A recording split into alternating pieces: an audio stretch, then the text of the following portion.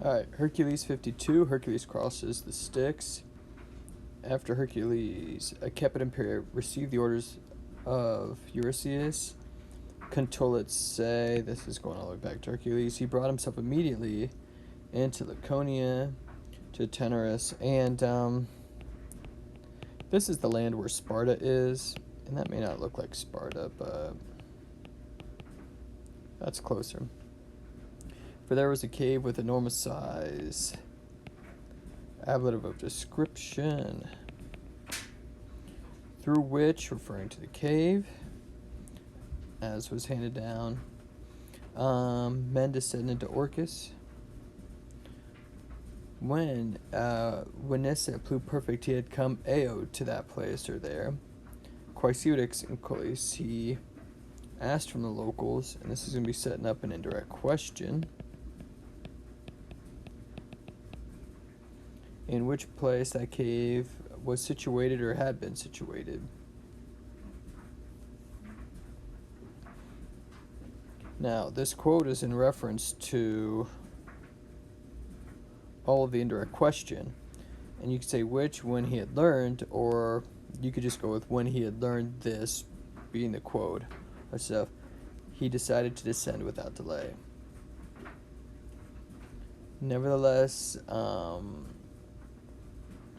he was not making Hoki to this journey solus alone, for Mercury and Minerva had joined themselves as allies to him. So this is Hercules.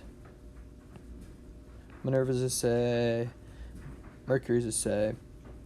When he came to the bank of Styx, Hercules climbed on to Charon's dinghy in order to cross to the further bank. Nice little purpose clause.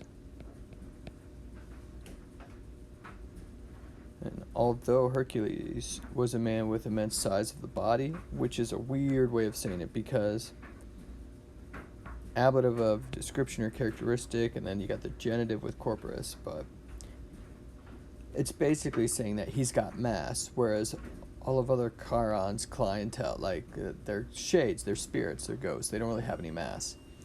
Charon did not want to set sail, for he greatly feared setting up. You know, it's a fear clause. We haven't had one in a while. He greatly feared that his dinghy, having been burdened, perfect passive participle, by such a weight. Pondere is actually the third declension ablative, singular, not an infinitive.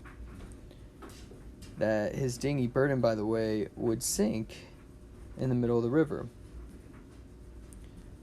Alright, finally, however, Charon, having been frightened by the threats of Hercules, ablative, genitive,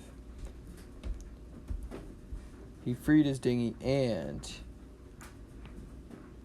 he brought him unharmed to the further side.